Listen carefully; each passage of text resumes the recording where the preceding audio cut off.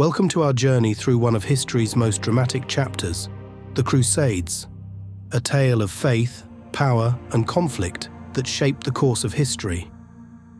From the First Crusade in 1096 to the fall of Acre in 1291, we explore the rise, fall, and lasting impact of the Crusades.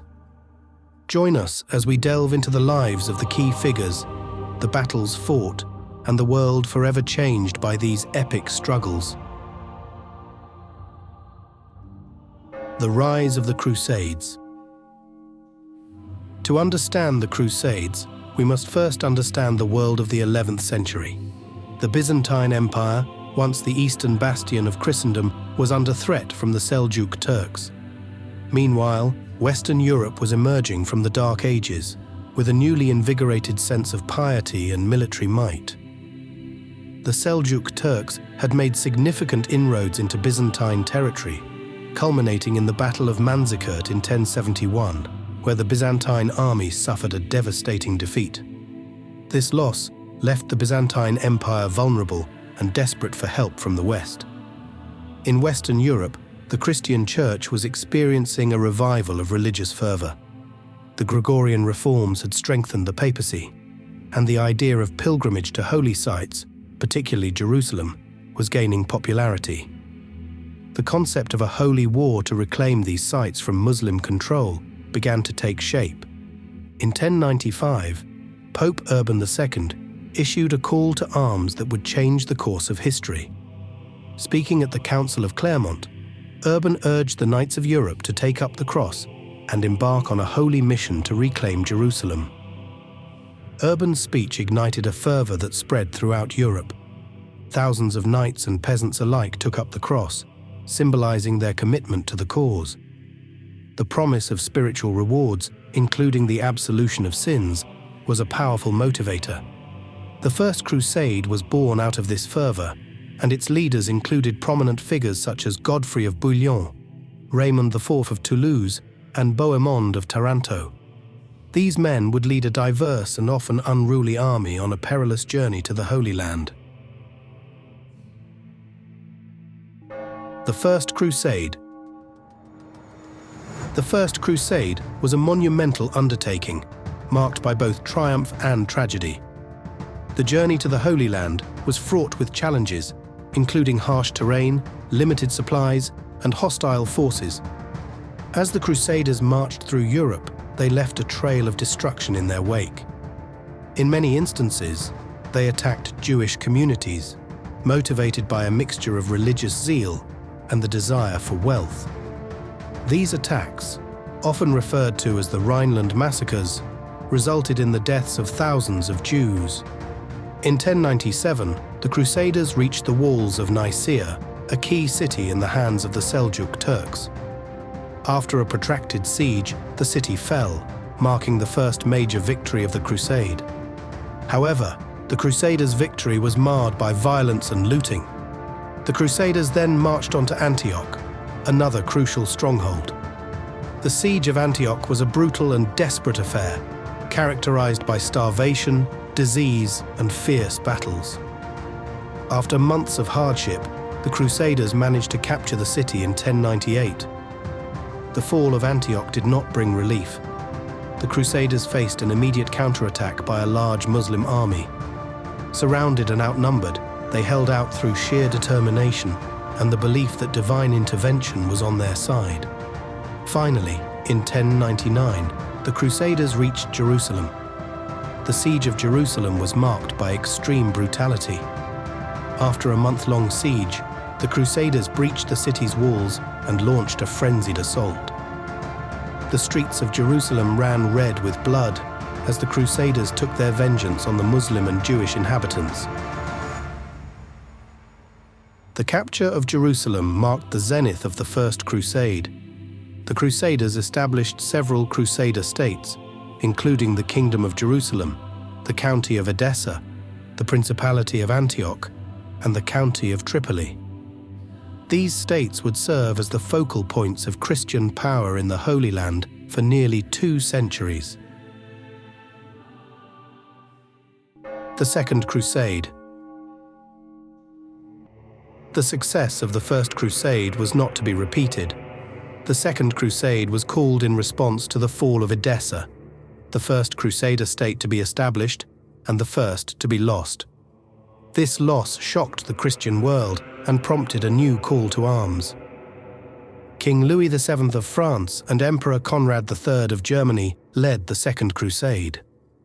However, unlike their predecessors, they faced numerous logistical and strategic challenges.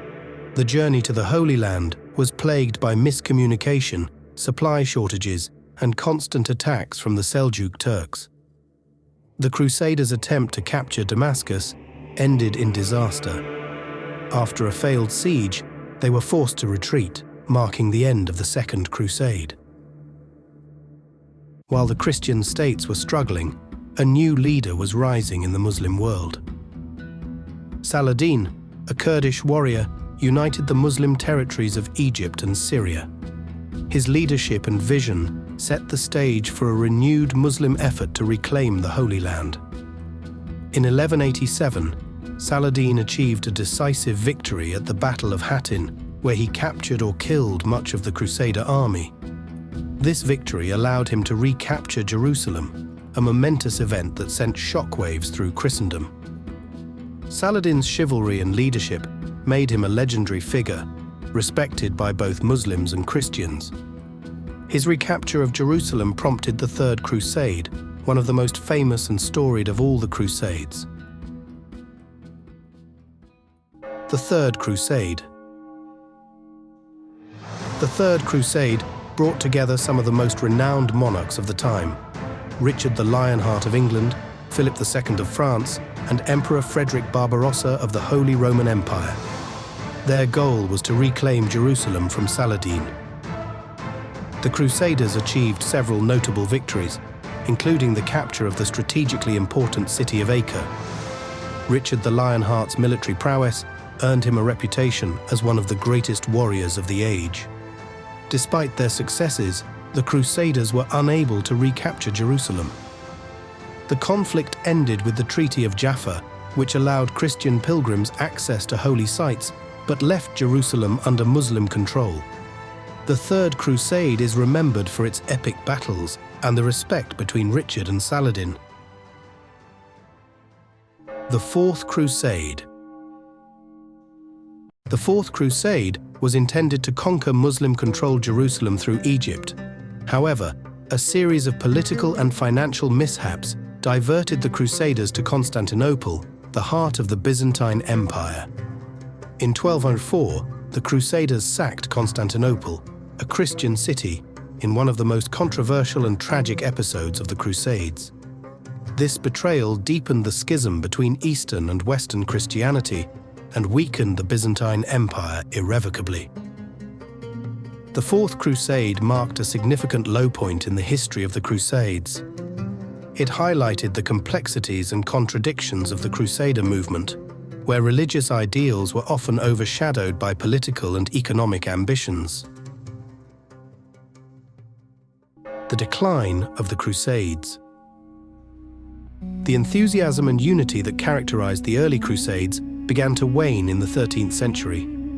Subsequent Crusades, such as the Albigensian Crusade against heretics in southern France and the Children's Crusade, lacked the coherence and focus of their predecessors. The Fifth Crusade aimed to capture Egypt as a means to reclaim Jerusalem, but ended in failure. The Sixth Crusade, led by the excommunicated Emperor Frederick II, achieved a temporary and peaceful handover of Jerusalem through negotiation rather than battle. Frederick's approach demonstrated a shift in strategy, but the peace was short-lived. Jerusalem was retaken by Muslim forces in 1244, underscoring the fragile nature of the Crusader states. King Louis IX of France, later canonized as St. Louis, led the Seventh and Eighth Crusades. His deep religious convictions and sense of duty drove him to embark on these campaigns, despite their ultimate futility.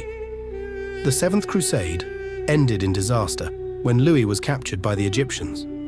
His ransom and subsequent release did little to advance the Crusader cause. Louis's final attempt, the Eighth Crusade, was cut short by his death from illness. These campaigns, while noble in intention, failed to achieve lasting success and highlighted the diminishing power and influence of the Crusader movement. The fall of Acre in 1291 marked the end of the Crusader presence in the Holy Land. Acre had been the last stronghold of the Crusaders, and its capture by the Mamluks effectively ended 2 centuries of intermittent warfare. With the loss of Acre, the Crusader states collapsed, bringing an end to a tumultuous chapter in history. The Crusaders' dream of a Christian kingdom in the Holy Land had come to an end, but their legacy would endure. The influence and legacy of the Crusades. The Crusades significantly altered the political landscape of both Europe and the Middle East. They led to the rise of powerful new states and the decline of older ones. The establishment of Crusader states in the Holy Land created new centers of power and commerce. The interactions between Crusaders and the Muslim world also paved the way for future trade and cultural exchanges. The Crusades opened up new routes for merchants and pilgrims, fostering economic and cultural connections between East and West. The Crusades facilitated the transmission of knowledge, art, and science between the Islamic and Christian worlds. Crusaders returning from the Holy Land brought back not only religious relics, but also scientific texts, medical knowledge, and artistic influences. This cultural exchange played a crucial role in the European Renaissance as Crusaders brought back knowledge of advanced Muslim scholarship. The works of Muslim scientists, philosophers, and mathematicians were translated into Latin and studied by European scholars. The architectural styles of the Crusader states also reflected a blend of European and Middle Eastern influences, leading to the development of unique and enduring styles. The Crusades intensified religious fervor and led to the persecution of Jews and other non-Christians in Europe. The zeal to reclaim the Holy Land often spilled over into violence against those perceived as enemies of the faith. The Crusades also had a profound impact on the social structure of Europe. Many knights and nobles who went on crusade either lost their lives or their wealth, leading to shifts in power and the redistribution of lands. The experience of the Crusades also contributed to the rise of chivalric orders, such as the Knights Templar and the Knights Hospitaller, who played significant roles in both military and charitable activities. The Crusades are remembered in various ways across different cultures. In the West, they are often seen as a period of heroic adventure and religious zeal, inspiring literature, art, and popular culture. In the Muslim world, the Crusades are viewed as invasions and a period of resistance and resilience. The memory of the Crusades has shaped perceptions of the West and continues to influence contemporary relations. Understanding the Crusades helps us comprehend the historical roots of many modern geopolitical and interfaith issues. The lessons of the Crusades, both positive and negative, continue to resonate today.